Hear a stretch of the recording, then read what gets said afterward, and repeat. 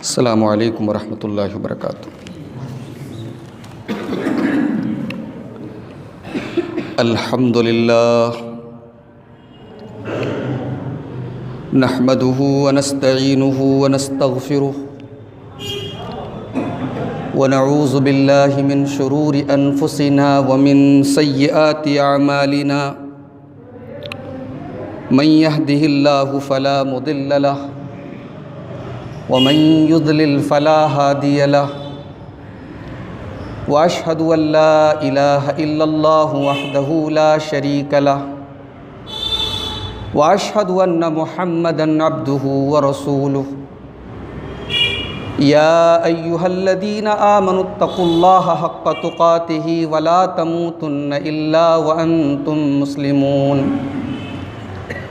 या अय्युहन्नासुत्तक़ू रब्बकुमुल्लज़ी ख़लक़कुम मिन नफ़्सिन वाहिदह व ख़लक़ मिन्हा ज़ौजहा व बत्त मिन्हुमा रिजालन कसीरन व निसाअ वत्तक़ुल्लाहल्लज़ी तसाअलून बिही वल अरहाम इन्नल्लाहा काना अलैकुम रक़ीबा।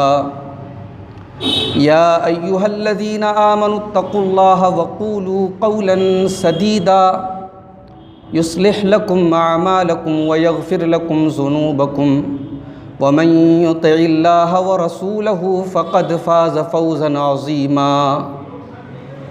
अम्मा बअद फ़इन्न खैरल हदीथि किताबुल्लाह व खैरल हदी हदी मुहम्मदिन सल्लल्लाहु अलैहि वसल्लम व शर्रल उमूरि मुहदसातुहा व कुल्ल मुहदसतिन बिदअह व कुल्ल बिदअतिन ज़लालह व कुल्ल ज़लालतिन फिन्नार।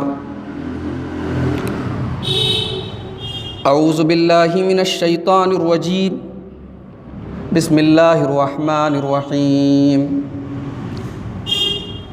इन्ना इब्राहीम कान उम्मतन क़ानितन लिल्लाहि हनीफ़न व लम यकुन मिनल मुशरिकीन शाकिरन लिअनउमिहि इज्तबाहु व हदाहु इला सिरातिम मुस्तक़ीम। मुअज़्ज़ज़ उलमाए किराम, मुहतरम बुज़ुर्गों, नौजवान साथियों, पर्दानशीन माँ और बहनों, पिछले दर्स में इब्राहीम अलैहिस्सलातु वस्सलाम की ज़िंदगी के कुछ अहम वाक़यात आपके सामने बयान किए गए थे। आज उसी सिलसिले की ये दूसरी और इंशाअल्लाह आखिरी कड़ी है। पिछले दर्स में ये बात आपके सामने आई थी कि इब्राहीम अलैहिस्सलातु वस्सलाम ने जब अपनी कौम के बुतों को तोड़ा और बरमला अपनी कौम के सामने तौहीद को साबित किया और कौम ने उनको ज़िंदा जलाने का फ़ैसला किया और अल्लाह ताला ने अपनी कुदरत से इब्राहीम अलैहिस्सलातु वस्सलाम को बिल्कुल सही सालिम, उनके जिस्म का एक रोंगटा भी आग में नहीं जला और अल्लाह ने बचा लिया। यहाँ तक हमारी गुफ्तगू पिछले दर्स में मुकम्मल हुई थी। इस वाक़े के बाद इब्राहीम अलैहिस्सलाम ने ये समझ लिया कि अब मैं अपने शहर में, अपने वतन में, जिसको उलमा ने, मुफस्सिरीन ने लिखा है कि वो इराक़ का एक शहर बाबिल था, उन्होंने यकीन कर लिया कि अब मैं यहाँ नहीं रह सकता, अब मुझे अपनी धरती, अपना वतन छोड़ना पड़ेगा अगर मुझे अपना ईमान प्यारा है तो। लेकिन मैं जाऊँगा कहाँ, इसका फ़ैसला भी उन्होंने अल्लाह के हवाले कर दिया। इन्नी ज़ाहिबुन इला रब्बी सयहदी, मैं अपने रब के हुक्म से निकलूँगा और मेरा रब मुझे जहाँ पहुँचाएगा मैं वहाँ जाऊँगा। अल्लाह ताला कुरान करीम में कहता है वनज्जयनाहु वलूतन इलल अर्ज़िल्लती बारकना फ़ीहा। हमने इब्राहीम अलैहिस्सलातु वस्सलाम को उस जगह पहुंचा दिया जिस जगह हमने बहुत बरकत नाजिल की है। ये कौन सी जगह है बरकत वाली? ये मुल्क शाम है, ये फ़लस्तीन का इलाका है, ये बैतुल मुक़द्दस का इलाका है, जिसको कुरान में अल्लाह ताला ने कई जगहों पर बरकत वाली जगह कहा है। अब ये बरकत से क्या मुराद है? उलमा ने लिखा है कि चूँकि ये जो जगह थी या बहुत सारे अल्लाह के नबी आए, पैगंबरों की सरजमीन थी, इसलिए बरकत की सरजमीन थी। और बाज़ उलमा ने लिखा कि बरकत से मुराद इस इलाके में, फ़लस्तीन के इलाके में जैतून के दरख्त बहुत थे। और आप जानते हैं कि जैतून एक इंतहाई मुबारक किस्म का दरख्त है और अल्लाह ताला ने कुरान करीम में उसकी कसम खाई। हज़रत इब्राहीम अलैहिस्सलातु वस्सलाम मुल्क शाम पहुँचे।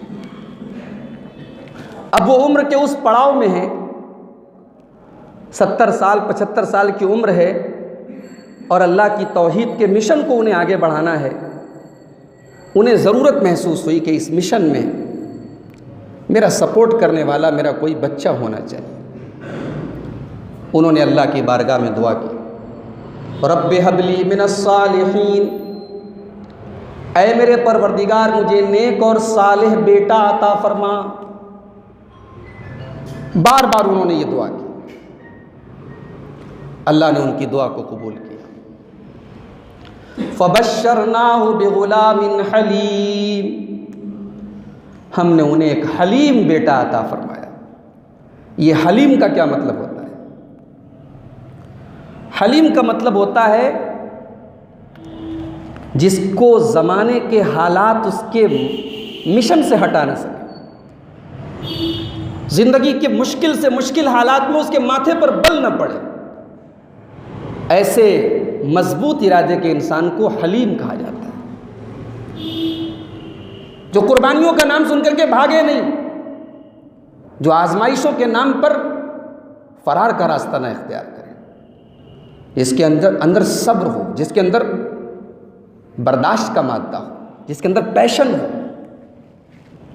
अल्लाह कहता है कि हमने इब्राहीम को एक हलीम बेटा अता फरमाया। और एक अजीब बात है कि कुरान मजीद में अल्लाह ताला ने ये जो सिफ़त है हलीम की, ये सिफ़त अल्लाह ताला ने खुद इब्राहीम अलैहिस्सलाम के लिए भी इस्तेमाल की है। इन्ना इब्राहीम लहलीमुन अव्वाहुम मुनीब, मेरा बंदा इब्राहीम बड़ा हलीम है।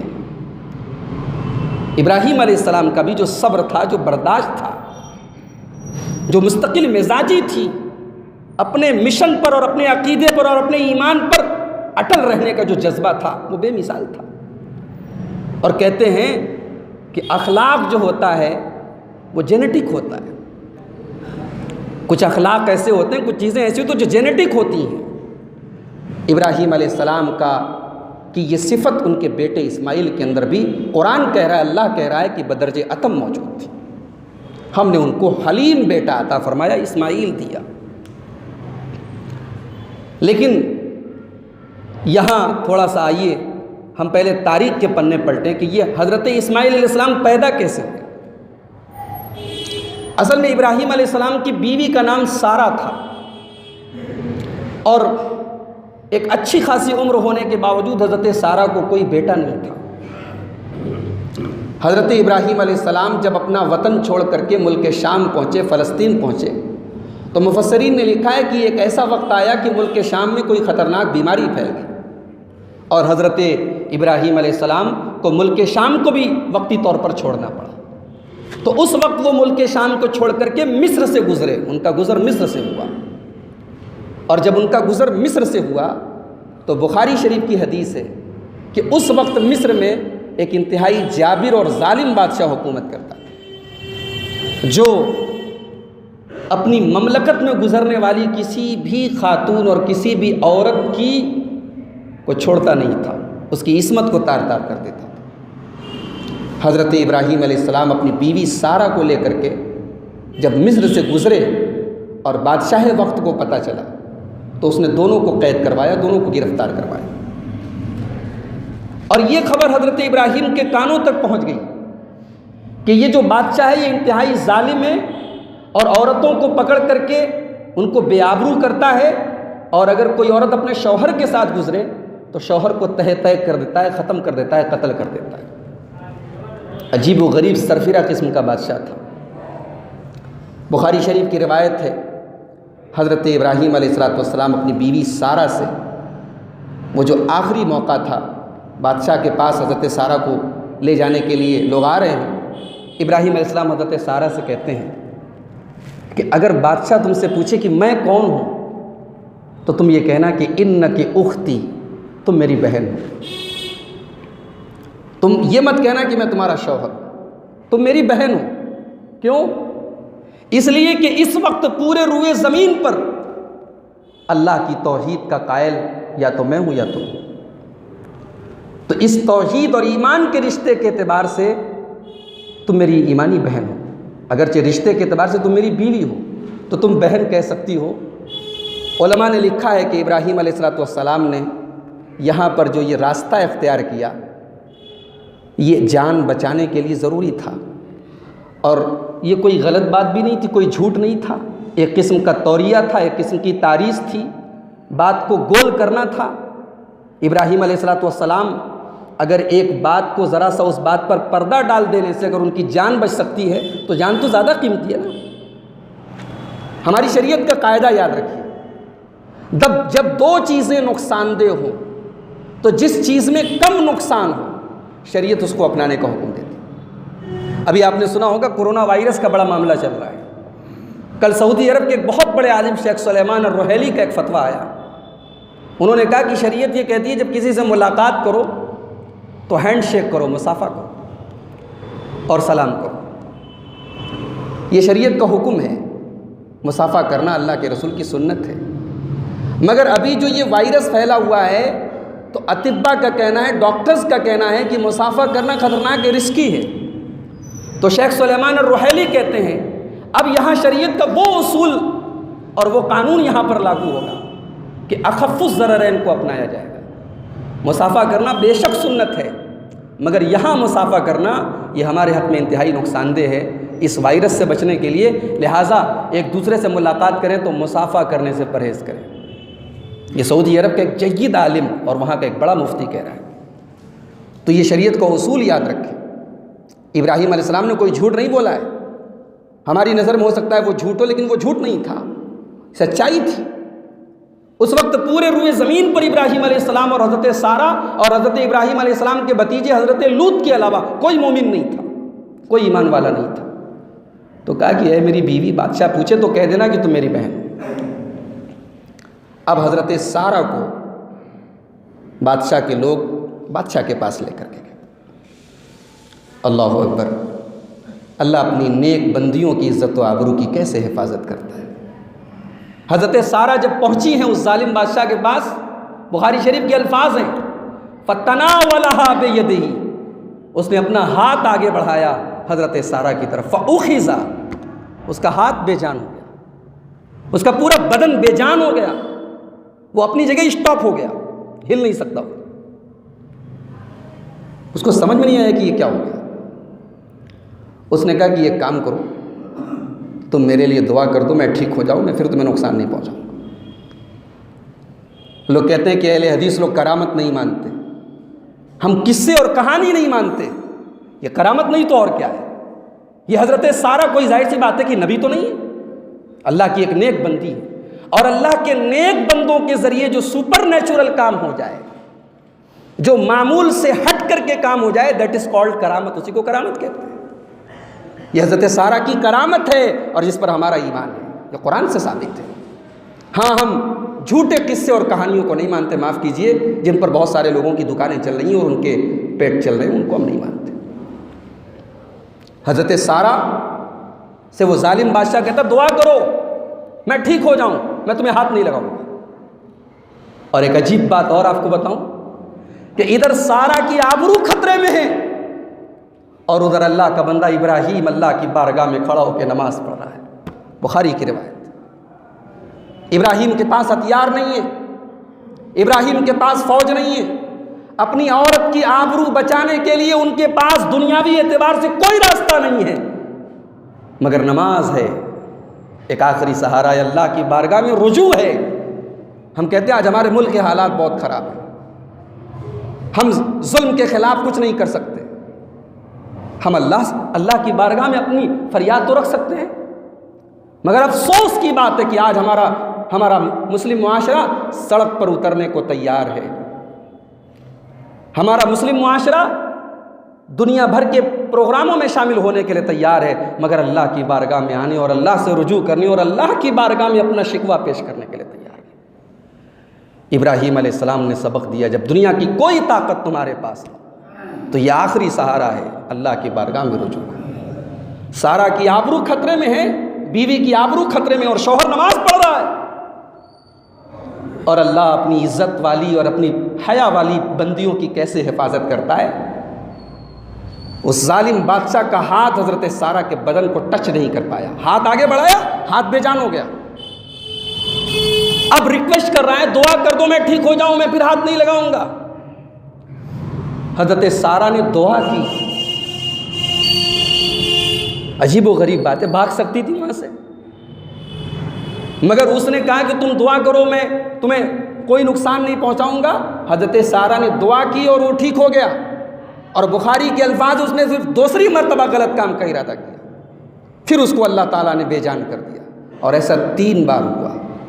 तीसरी बार जब उसके साथ ऐसा हुआ, उसने कहा कि जाओ यहाँ से, और अपने नौकरों को बुलवाया और कहा कि इन्नकुम अतैतुमूनी शैतानन, तुम इस शैतान को पकड़ के लेके चले आए। हालांकि उसको भी मालूम था कि ये अल्लाह ताला की कुदरत का एक नमूना है, लेकिन हर दौर में शैतान के पुजारी खुद अल्लाह के बंदों को शैतान की तरफ मंसूब कर देते। क्या तुम शैतान को पकड़ के लेके चले आए, किस औरत को लेके चले आए? और उसके बाद चूँकि हजरत सारा ने बहरहाल उसकी जान बचाई थी, उसने बतौर एहसान अपनी एक खादिमा, जिसका नाम बुखारी की रिवायत में हाजर है और जिसको हम अपनी ज़ुबान में हाजरा कहते हैं, उसने हज़रत सारा के हवाले कर दी कि जाओ, ये मेरी तरफ से तोहफ़ा है, तुम इसको लेकर के जाओ।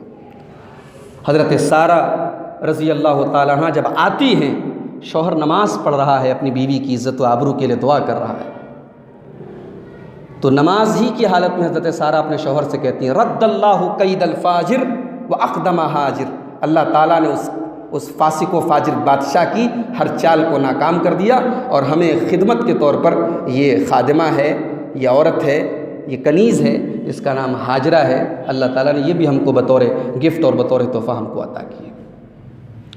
मुफस्सरीन लिखते हैं कि चूँकि हज़रत सारा उम्र के अब उस पड़ाव में पहुँच चुकी थी कि जब मेडिकली मुमकिन नहीं था कि अब उनको बच्चा हो, तो उन्होंने हज़रत इब्राहीम को अपनी वो कनीज़ हिबा कर दी और कहा कि आप इससे निकाह कर लें, और शायद अल्लाह ताला आपको इस कनीज़ के ज़रिए इससे निकाह कर लें, इस बीवी के ज़रिए अल्लाह ताला आपको बेटा अता फरमाए। चुनांचे हज़रत इब्राहीम अलैहिस्सलाम ने हज़रत हाजरा से निकाह किया, और फिर उन्हीं के बतन से हज़रत इब्राहीम की पहलोठी की औलाद, पहली औलाद हज़रत इस्माइल पैदा हुई।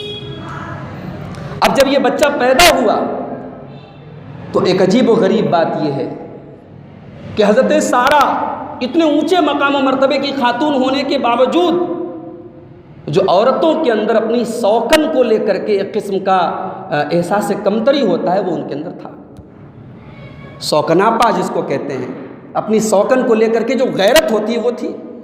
जब उन्होंने देखा कि मुझे तो अल्लाह ने औलाद नहीं दी और ये इसको बेटा हो गया, अब मेरा शौहर इसको ज़्यादा प्यार करेगा, मुझको नहीं करेगा, तो उसने हज़रत सारा ने हज़रत इब्राहीम अलैहिस्सलाम से कहा कि ये मेरे साथ अब नहीं रह सकती, इसको मेरी नज़रों से दूर लेकर के जाइए, ये अब मेरे साथ नहीं रह सकती, इस बच्चे को और अपनी इस बीवी को कहीं और मेरी नज़रों से दूर कर दीजिए। कहाँ कर दीजिए?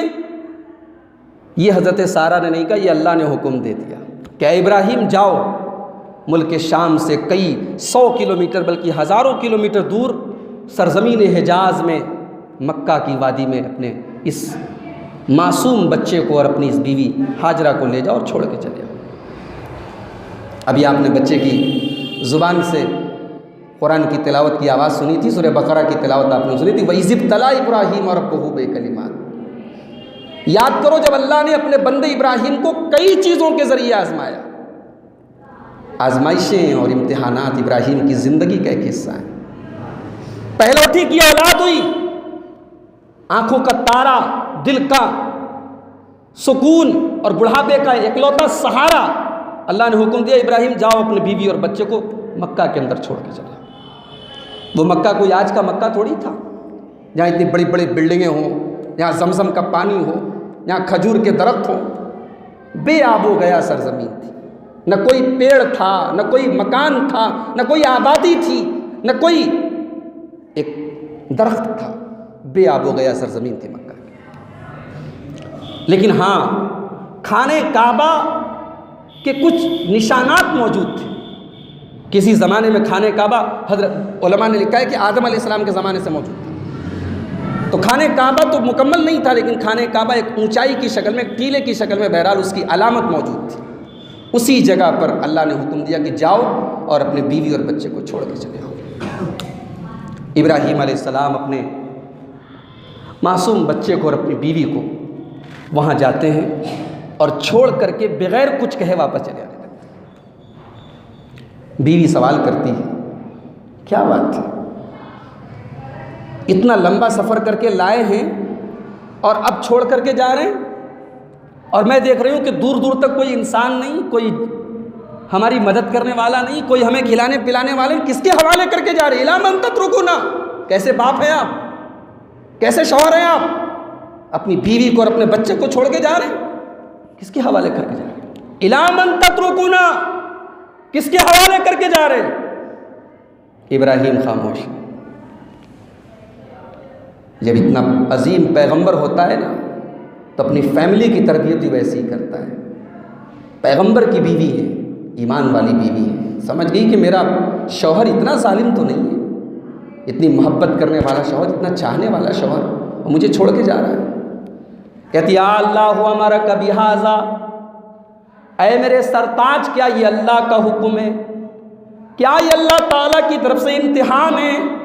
और क्या अल्लाह ने आपको हुक्म दिया है कि आप अपने बीवी बच्चे को यहाँ छोड़ करके जाएं? इब्राहीम कहते कि हाँ, ऐ मेरी बीवी हाजरा, ये अल्लाह का हुक्म है, ये अल्लाह की तरफ से इम्तिहान है। मेरी प्यारी माँ बहनों, मेरे प्यारे भाइयों, लोग कहते हैं कि औरत बड़ी कमज़ोर होती है, लोग कहते हैं कि औरत बहुत जज्बाती होती है, लोग कहते हैं कि औरत को कंट्रोल करना बड़ा आसान होता है।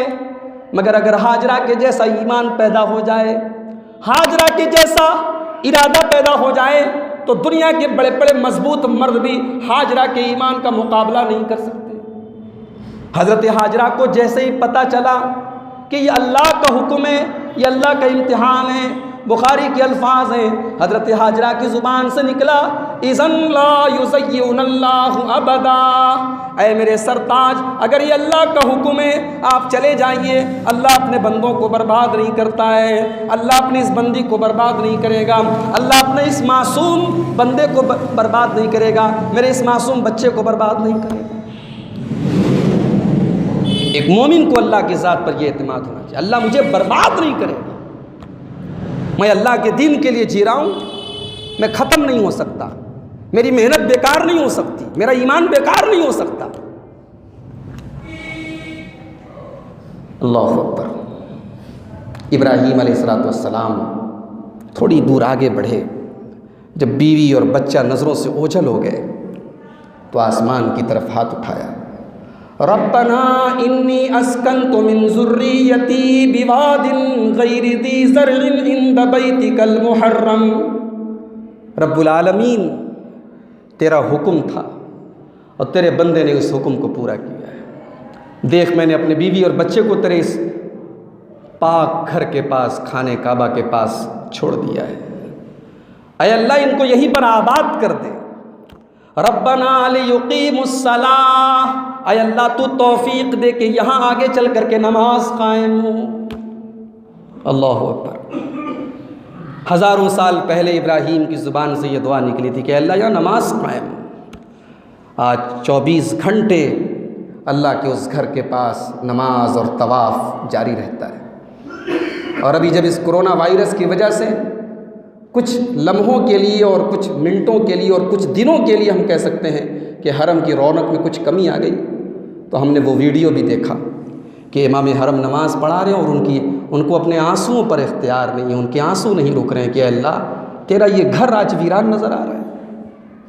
हम अल्लाह के नबी की वो दुआ पढ़ा करते थे, रब्बना ला तजअल मुसीबतना फ़ी दीनिना, आय अल्लाह हम पर ऐसी मुसीबत मत नाजिल फरमा जो हमारे दीन को नुकसान पहुँचाए, जो हमारे दीन में कमी का सबब बने। आज ये वायरस ऐसी मुसीबत बन करके हमारे ऊपर उतरा है। कितनी मस्जिदें हैं जहाँ लोग नमाज़ पढ़ने के लिए हाजिर नहीं हो रहे हैं, उम्रे पर पाबंदी लग गई, हज अभी ख़तरे में नज़र आ रहा है, कितनी मस्जिदों में जुमा में लोग नहीं पहुँचे। हमारे दीन के लिए मुसीबत है। ये दुनिया की सबसे बड़ी मुसीबत वही होती है जो हमारे दीन के लिए मुसीबत बन जाए। इसीलिए अल्लाह के नबी ने दुआ सिखाई, रब्बना ला तजअल मुसीबतना फ़ी दीनिना, ऐ अल्लाह किसी मुसीबत को हमारे दीन के लिए मुसीबत मत बना। तो इब्राहीम ने दुआ की कि अल्लाह मेरी औलाद यहाँ चल करके नमाज कायम करे, और इब्राहीम अल्लाह के भरोसे अपने बीवी और बच्चे को छोड़ करके चले गए। अब चारों तरफ सन्नाटा है और एक अल्लाह की अकेली बंदी और एक मासूम बच्चा, थोड़ा सा पानी है और चंद खजूरें। कुछ टाइम बीता, उन खजूरों ने खुराक का काम किया, उस पानी ने ग़िज़ा का काम किया, पानी ख़त्म, खजूर ख़त्म। अब हाजरा के होंठ भी सूख रहे हैं और बच्चा भी प्यासा है। अब हज़रत हाजरा बेकरार हो गई कि इस बच्चे की ज़िंदगी कैसे बचाई जाए। ये भी प्यासा है, मैं भी प्यासी हूँ, पानी कहाँ से आए? यहाँ तो दूर दूर तक कोई पानी नहीं है। बगल में सफ़ा की पहाड़ी थी। हज़रत हाजरा दौड़ी दौड़ी सफ़ा पर चढ़ी, अपने सर पे हाथ रख के दूर तक नज़र दौड़ाई कि शायद कहीं कोई अल्लाह का बंदा नज़र आ जाए और मेरे बच्चे के लिए पानी का इंतज़ाम हो जाए। दूर दूर तक कोई इंसान नहीं। फिर सफ़ा से चलते चलते चलते चलते मरवा आए। हाजी लोग जानते हैं सफ़ा और मरवा के बीच में कितना डिस्टेंस है, उम्रा करने वाले जानते हैं। भूखी प्यासी औरत सफ़ा से मरवा के बीच में दौड़ रही है, फिर मरवा से सफ़ा के बीच में दौड़ रही है। इंसान जब परेशान होता है कोई रास्ता नहीं सूझता है, और एक माँ जब परेशान हो अपने बच्चे के लिए तो माँ होती है। हज़रत हाजरा एक मरतबा सफ़ा से मरवा गई तो उनको यकीन कर लेना चाहिए कि अब कुछ है नहीं, अब कुछ मिलने वाला नहीं है, मगर माँ है। माँ बेचारी अपने बच्चे के लिए कुछ भी करने को तैयार होती है। हाजरा ने 7 चक्कर लगा दिए, सफ़ा से मरवा, मरवा से सफ़ा, सफ़ा से मरवा। 7 चक्कर पूरे हो गए तो अल्लाह को अपनी बंदी का इम्तिहान लेना था, मगर अपनी बंदी को बर्बाद तो नहीं करना था। अल्लाह ने फरिश्ते को भेजा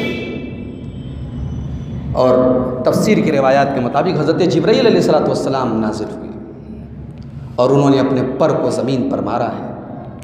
हमारे आम तौर से मशहूर है कि हज़रत इस्माइल की एड़ियों से ज़मज़म का पानी निकला। गलत बात है, ये सही नहीं है। ये सही बुखारी की रिवायत है, हज़रत जिब्राईल के परों से उन्होंने अपने परों को ज़मीन पर मारा और ज़मज़म का चश्मा फूटा है, ज़मज़म का पानी निकला है।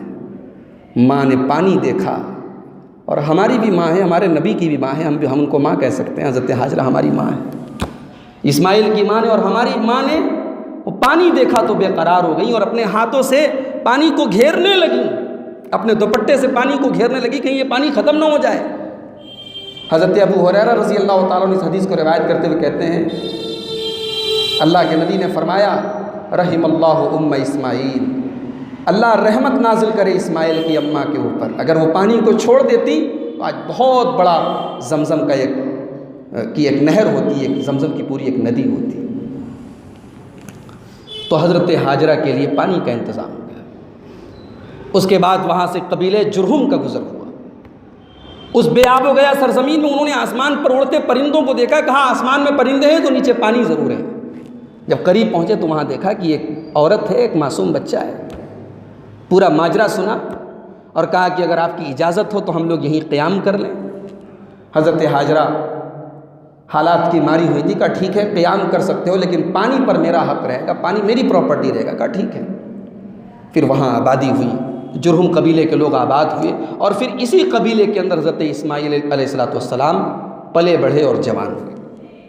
बीच बीच में हज़रत इब्राहीम अपने इस बच्चे की खैर खैरियत लेने के लिए आया करते थे, मुल्क शाम से सरज़मीन मक्का पर आया करते थे। अब ये बच्चा जो एक मासूम बच्चा था, अब ये धीरे धीरे उम्र के उस स्टेज पर पहुंच गया जिसको हम नौजवानी का स्टेज कहते हैं।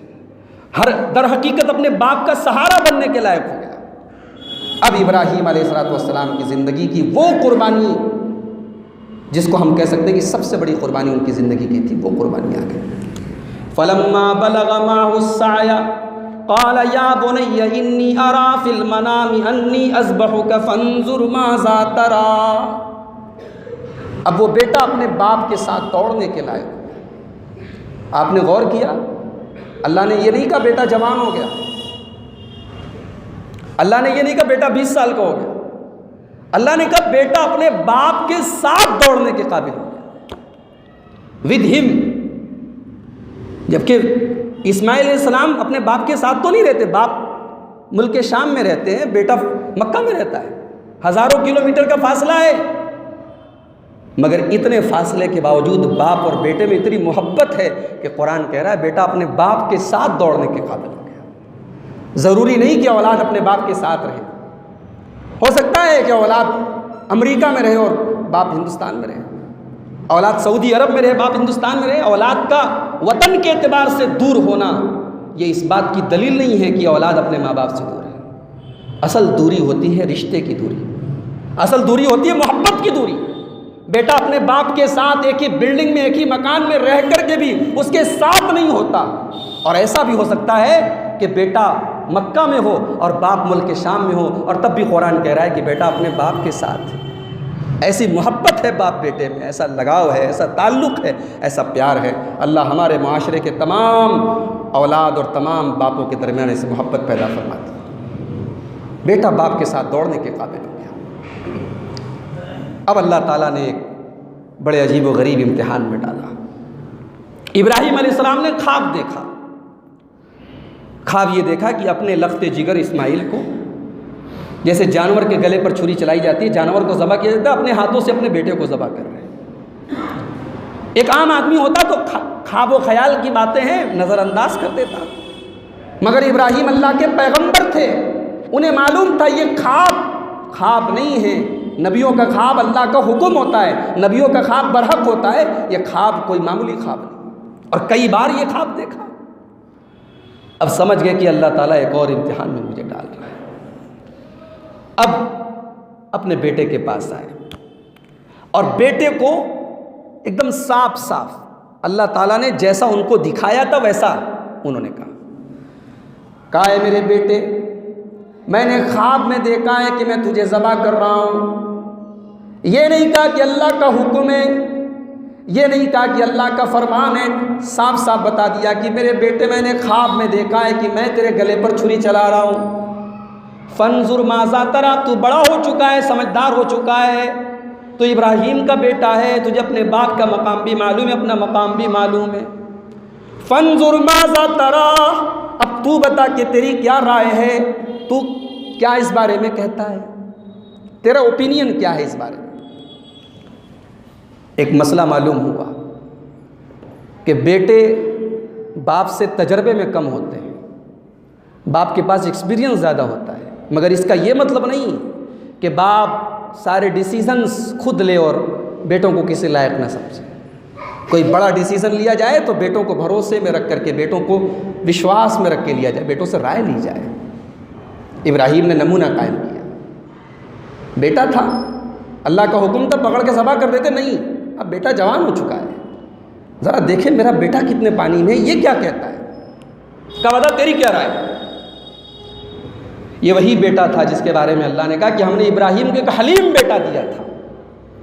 अब इस बेटे की ज़िंदगी की ये सबसे बड़ी परीक्षा है, सबसे बड़ा इम्तिहान। बेटा क्या जवाब देता है। क़ाल या अबति फ़अल मा तुअमर सतजिदुनी इंशाअल्लाहु मिनस्साबिरीन।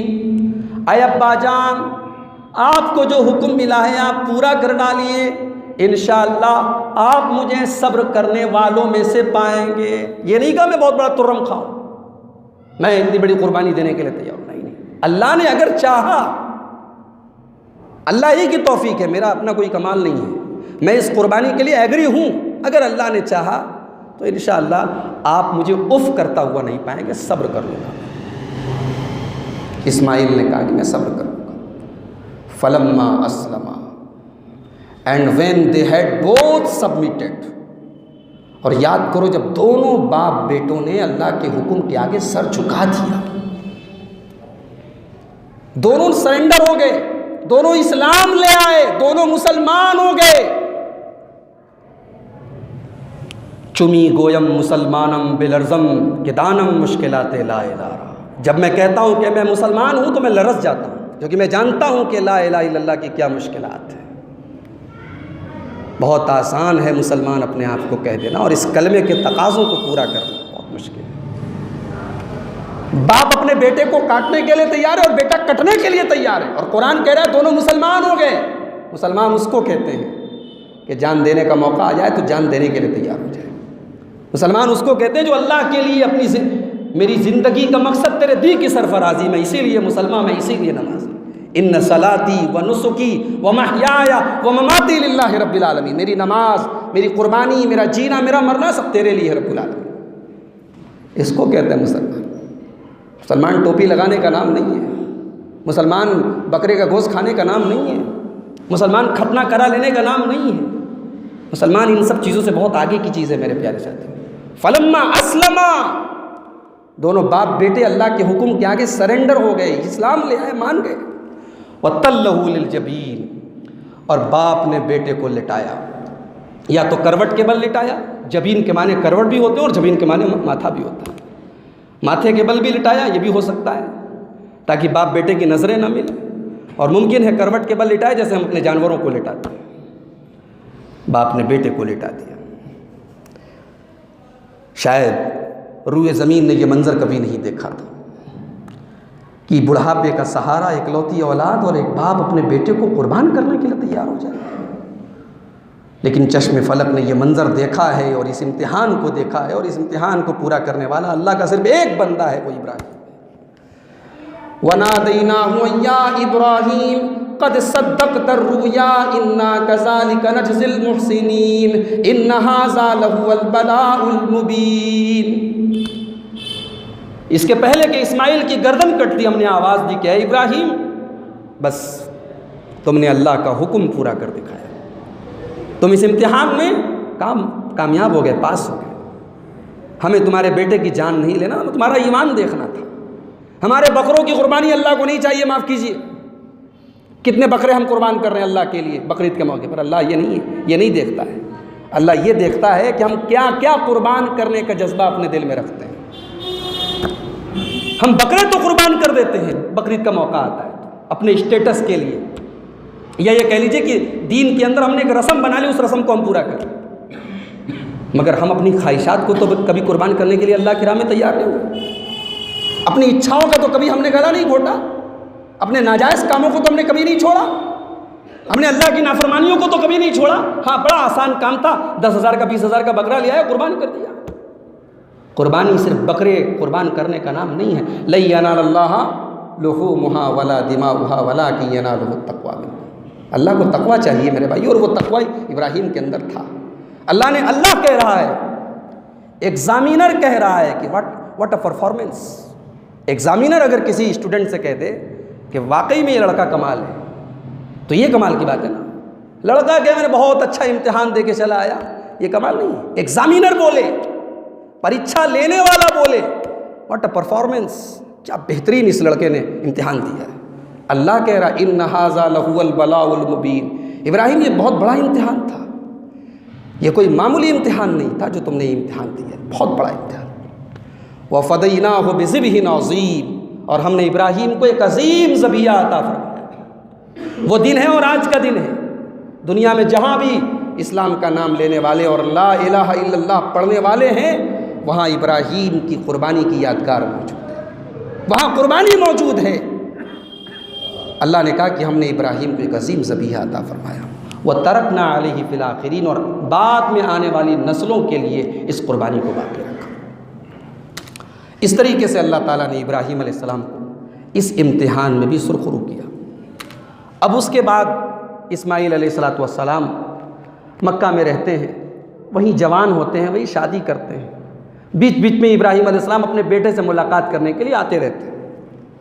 एक मरतबा इब्राहीम अलैहिस्सलाम अपने बेटे से मुलाकात के लिए मक्का आए तो इत्तेफाक से घर पे हज़रत इस्माइल नहीं थे, और इस्माइल अलैहिस्सलाम ने नई नई शादी की थी, उनकी बीवी घर पे थी।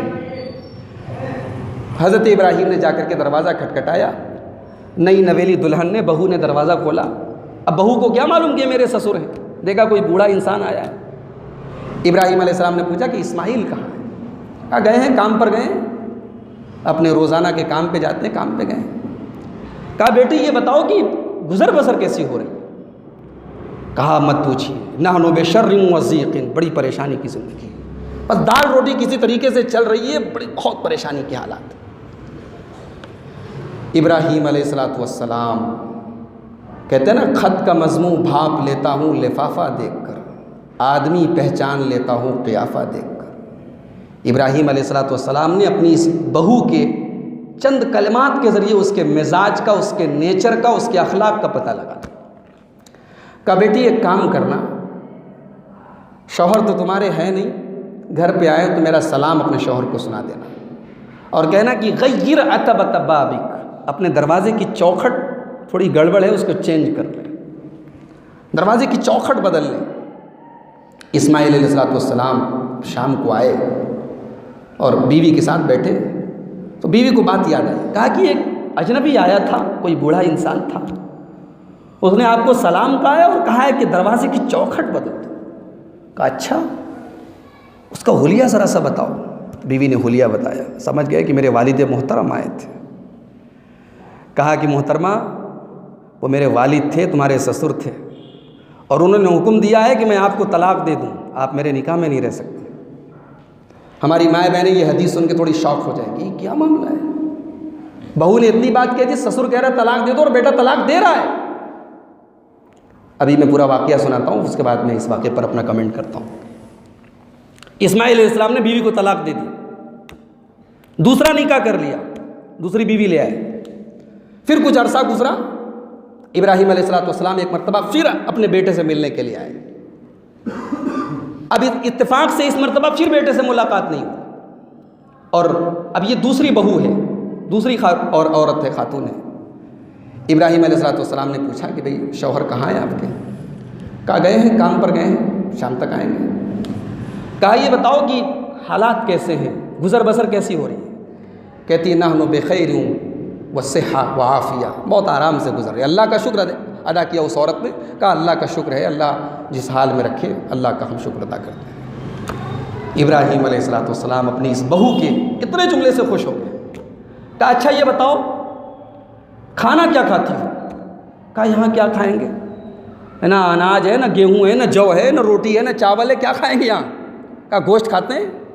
अच्छा पानी क्या पीती हो? जमजम का पानी पीते हैं। इब्राहीम अलैहिस्सलाम ने दुआ की, अल्लाहुम्मा बारिक लहुम फिल माई वल लहम, अल्लाह इनको पानी में और गोश्त में बरकत दे। ये दुआ कर दी और कहा कि शौहर तुम्हारे आए तो कहना कि सब बित अतबतबाब, दरवाजे की चौखट बहुत खूबसूरत है, इसको बरकरार रखो। हज़रत इस्माइल अलैहिस्सलाम शाम को आए और बीवी ने माजरा सुनाया और कहा कि कोई बड़े मियाँ आए थे और उन्होंने ऐसा ऐसा कहा है। कहा कि वो मेरे वालिद मोहतरम थे और तुम्हारी तारीफ़ करके गए हैं और कहा कि बहुत अच्छी हो तुम। ये वाक़या सही बुखारी के अंदर मौजूद है, बहुत मशहूर वाक़या, शायद आपने इसके पहले भी कई बार सुना। इस वाक़े को सुन करके एक मसला पैदा होता है कि क्या ससुर के कहने पर, क्या बाप के कहने पर बेटा अपनी बीवी को तलाक दे दे? जैसे कि इस्माइल अलैहिस्सलाम ने तलाक दे दिया।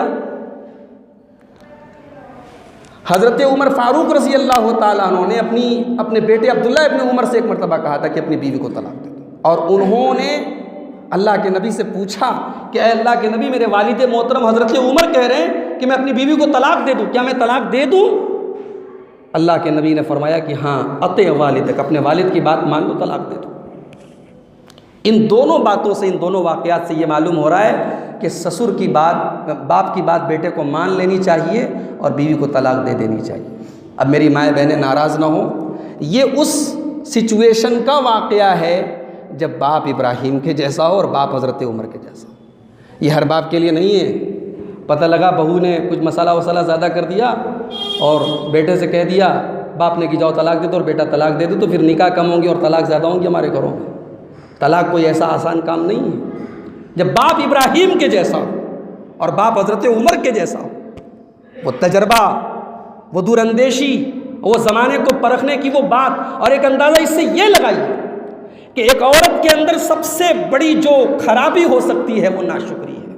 अल्लाह हम सब के घरों को इस नाशुक्री से महफूज रखे मेरे प्यारे भाई। और एक मसला और मालूम हुआ कि किसी भी घर में एंट्री करने के लिए दरवाजे की चौखट से जाना ज़रूरी है। चौखट ये घर में एंट्री का, एंट्रेंस का वो सबसे पहला जीना है, उसके बगैर आप घर में एंट्री नहीं कर सकते। घर की जीनत और घर को बनाने वाली वो औरत होती है और घर को बिगाड़ने वाली भी औरत होती है। इस हदीस पाक में हज़रत इब्राहीम अलैहिस्सलाम ने अपनी बहू को घर की चौखट कह करके एक बहुत बड़ा सबक दिया है कि हम सब अपने घर में जो औरत लाएं सोच समझ करके लाएं, क्योंकि वो हमारे दरवाजे की चौखट बनने वाली है। अब एक आखिरी बात, चूँकि वक्त ज़्यादा हो रहा है, इब्राहीम अलैहिस्सलाम को अल्लाह ताला ने एक हुक्म दिया, कहा कि मेरे बंदे इब्राहीम, ये मेरा घर है, खाने काबा है, अब इसकी तुम्हें इसको रीबिल्ड करना है, इसको नए सिरे से तामीर करना है। तुम और तुम्हारा बेटा इस्माइल, तुम दोनों की जिम्मेदारी है, इसको तुम दोनों मिल करके तामीर करो। हज़रत इब्राहीम अलैहिस्सलाम अपने बेटे इस्माइल के पास आते हैं और अपने बेटे से कहते हैं, चलो बेटा, अल्लाह का हुक्म है, हम दोनों खाने काबा की तामीर करें। अब ये दोनों बाप बेटे अल्लाह का घर बना रहे, वही खाने काबा जिसका आज हम तवाफ़ करते हैं, वही खाने काबा जिसका गिला पकड़ करके हम रोते हैं, उस खाने काबा को अल्लाह का एक पैगंबर बना रहा है और उसका बेटा ला ला करके पत्थर दे रहा है, ला ला करके गारे दे रहा है, अपने बाप की मदद कर रहा है। और इन दोनों बाप बेटों की तामीर काबा का ये मंजर अल्लाह ताला को इतना प्यारा लगा कि अल्लाह ने कुरान में उसको रिकॉर्ड कर दिया और कुरान में उसको बयान कर दिया। वइज़ यरफ़उ इब्राहीमुल क़वाइद मिनल बैति व इस्माईल, और याद करो जब मेरा बंदा इब्राहीम और उसका बेटा इस्माईल खाने काबा की तामीर कर रहे थे, खाने काबा की बुनियादों को उठा रहे थे। आज हम लोग अगर अपने मोहल्ले की मस्जिद बनवा लेते हैं और उसमें कोई बड़ा काम कर देते, कोई बड़ा ताउन कर देते हैं, तो हर मिलने वाले को बताते हैं, पता है हमने मस्जिद में इतने लाख ताउन किया है। हम जब तक उसकी पूरे मोहल्ले में पब्लिसिटी ना करने और पूरा मदनपुरा और पूरा इलाका जान न ले कि हाँ हमने इतना उसके अंदर दिया है, तब तक हमें चैन नहीं मिलता। ये अल्लाह का पहला घर बना रहे हैं, खाने काबा, दुनिया की पहली मस्जिद बना रहे हैं, अल्लाह का घर बना रहे हैं। लेकिन इनके दिलों में कोई तकब्बुर नहीं है, इनके दिलों में कोई रियाकारी नहीं है, इनके दिलों में कोई दिखावा नहीं है। खाने काबा बना रहे हैं और क्या दुआ कर रहे हैं, रब्बना तक़ब्बल मिन्ना इन्नका अंतस समीउल अलीम।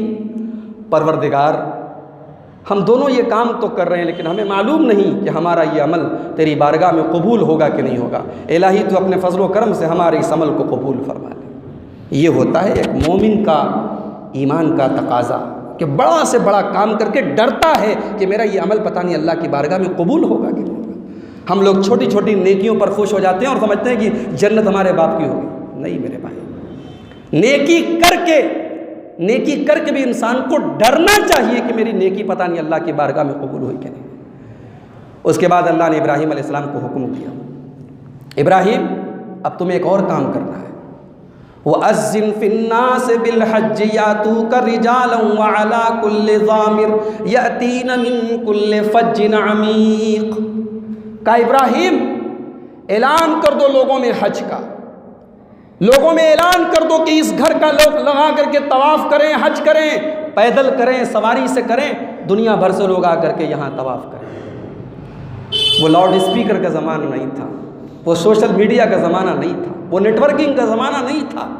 इब्राहीम ने अपनी बूढ़ी आवाज़ और अपनी कमज़ोर सी आवाज़ में ऐलान किया कि लोगों आओ, ये खाने काबा है, अल्लाह का घर है, आओ इसका तवाफ़ करो, इसका हज करो। और इब्राहीम की उस कमज़ोर सी आवाज़ में अल्लाह ने कैसी बरकत दी थी। अल्लाह, आज दुनिया के करोड़ों मुसलमानों के दिल बसते हैं उस खाने काबा के अंदर। आज दुनिया के करोड़ों मुसलमान जो उस घर तक नहीं गए, वहाँ तक जाने की आरज़ू अपने दिल में रखते हैं, अपनी ज़िंदगी की पूरी पूंजी लगा करके वहाँ जाने की तमन्ना रखते हैं।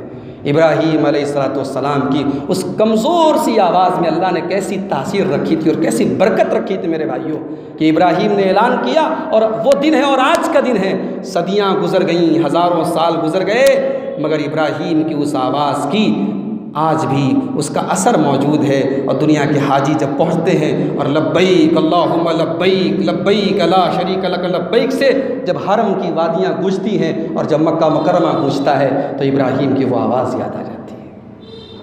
मेरे प्यारे साथियों, ये इब्राहीम अलैहिस्सलाम की ज़िंदगी है। वाक़यात बहुत सारे थे। इब्राहीम अलैहिस्सलाम को अल्लाह ताला ने बुढ़ापे में, अगर हाजरा के पेट से इस्माइल पैदा हुए तो उसके 2-3 साल के बाद हज़रत सारा भी उम्मीद से हुई और हज़रत सारा के पेट से इसहाक पैदा हुए। और इब्राहीम अलैहिस्सलाम कभी कभी बड़ी खुशी में कहा करते थे, अल्हम्दुलिल्लाहिल्लज़ी वहबा ली अलल किबरी इस्माइल व इसहाक। अल्लाह तेरा बड़ा शुक्र है, तूने मुझ बूढ़े को 2 औलाद दे दी, एक इस्माइल दे दिया, एक इसहाक दे दी। औलाद होना बड़ी बात नहीं, औलाद तो बहुत सारे लोग, मगर इस्माइल और इसहाक के जैसी औलाद होना ये बड़ी बात। अय अल्लाह तेरा शुक्र है कि तूने मुझे इस्माइल और इसहाक के जैसी औलाद। और अल्लाह ने इब्राहीम अलैहिस्सलाम को सिर्फ इस्माइल और इसहाक का बाप नहीं बनाया, अबुल अंबिया बना दिया। इब्राहीम अलैहिस्सलाम के बाद दुनिया में जितने नबी आए वो सारे के सारे नबी उन्हीं की औलाद में से आए, उन्हीं की नस्ल में से आए। सारे के सारे नबी इसहाक अलैहिस्सलाम की नस्ल से आए और आखिरी नबी जनाब मोहम्मद रसूलुल्लाह सल्लल्लाहु अलैहि वसल्लम वो हज़रत इस्माइल की नस्ल से आए। जितने नबी इब्राहीम अलैहिस्सलाम के बाद आए वो उनकी इन्हीं दोनों बेटों की नस्ल में से आए।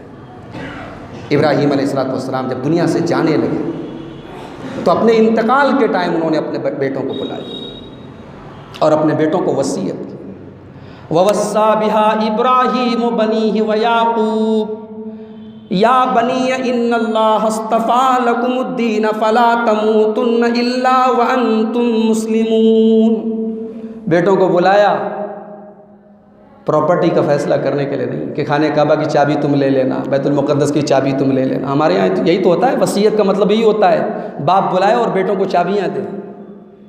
बाप ने बेटों को बुलाया है और वसीयत कर रहा है कि बेटे देखो, तुम्हारा बाप अपनी ज़िंदगी की आखिरी सांस तक ईमान पर है और इसी ईमान पर तुमको रहना है, इसी इस्लाम पर तुमको रहना है। मर जाना, कट जाना, तौहीद पर आँच ना आने देना, ईमान पर आँच ना आने देना, इस ईमान की हिफाजत करना। मेरे प्यारे साथियों, ये इब्राहीम अलैहिस्सलाम की ज़िंदगी है। उन्होंने अपनी ज़िंदगी के आखिरी लम्हों में भी हमें तौहीद और ईमान का मतलब बताया। और किसी ने बड़ी अच्छी बात लिखी है, किसी बड़े आलिम ने बड़ी अच्छी बात लिखी है कि कुरान में अल्लाह ताला ने इब्राहीम अलैहिस्सलाम का जहाँ भी नाम लिया है उनको मुस्लिम कहा है, कि इब्राहीम मुस्लिम थे। क्यों बार बार अल्लाह ने मुस्लिम कहा है? अल्लाह ने इब्राहीम को मुस्लिम कह करके ये बताया है कि देखो, एक होती है थ्योरी और एक होती है प्रैक्टिकल। अगर किसी को थ्योरी इस्लाम देखना है वो कुरान पढ़ ले, हदीस पढ़ ले, किताबें पढ़ ले, लेकिन किसी को प्रैक्टिकल इस्लाम देखना है वो इब्राहीम की ज़िंदगी देखे। इब्राहीम प्रैक्टिकल मुसलमान हैं जिनकी पूरी ज़िंदगी अल्लाह के हुक्म पर चली है, जिन्होंने अपने आप को अल्लाह की मर्ज़ी के हवाले कर दिया है। आइए हम अल्लाह से दुआ करें, रब्बुल आलमीन हमें इब्राहीम अलैहिस्सलाम के नक्श कदम पर चलने की तौफ़ीक़ अता फ़रमाए। रब्बुल आलमीन हमारी औलादों को भी इस्माइल और इसहाक के जैसा फरमाबरदार बना दे। रब्बुल आलमीन हमारे घर की ख़वातीन को सारा और हाजरा के जैसा ईमान वाला बना दे। रब्बुल आलमीन हमें से जो लोग हज बैतुल्लाह की सआदत नसीब नहीं कर सके हैं, अब तक उनको नसीब नहीं हुई है, अल्लाह ताला उनको ज़िंदगी में कम से कम एक बार अपने घर की ज़ियारत और हज बैतुल्लाह का शरफ़ अता फ़रमाए। रब्बुल आलमीन कोरोना वायरस की जो मुसीबत पूरी दुनिया में छाई हुई है और हरमैन तक ये मुसीबत पहुंच गई है, इसका असर नमाज पर पड़ रहा है, इसका असर उम्रे पर पड़ रहा है, इसका असर तवाफ पर पड़ रहा है। ऐ अल्लाह, इस मुसीबत से हम सबको आफ़ियत अता फ़रमा। ऐ अल्लाह, हमारे दीन के सिलसिले में कोई मुसीबत हम पर नाज़िल मत फरमा। ऐ अल्लाह, जो हम में से जो लोग भी बीमार हैं सबको शिफ़ाए कामिल आजिल अता फ़रमा। जो लोग रोज़ी रोटी से परेशान हैं अल्लाह उनको रिज़्क़ हलाल की तौफ़ीक़ अता फ़रमा। रब्बुल आलमीन हमारे मुल्क के हालात को बेहतर बना दे। ऐ अल्लाह, ज़ालिमों के जुल्म से, शरीरों के शर से हम सब की हिफाजत फरमा। ऐ अल्लाह, हमारे जान व माल की, हमारे इज़्ज़त व आबरू की, हमारी मस्जिदों की, हमारे दीनी इदारों की, हमारे उलमा की, सब की हिफाजत फरमा। ऐ अल्लाह, जब तक दुनिया में ज़िंदा रख, इस्लाम पर ज़िंदा रख और हम सब का ख़ात्मा ईमान पर हो। आमीन। व आखिर दावाना अनिल हम्दुलिल्लाहि रब्बिल आलमीन। अस्सलामु अलैकुम।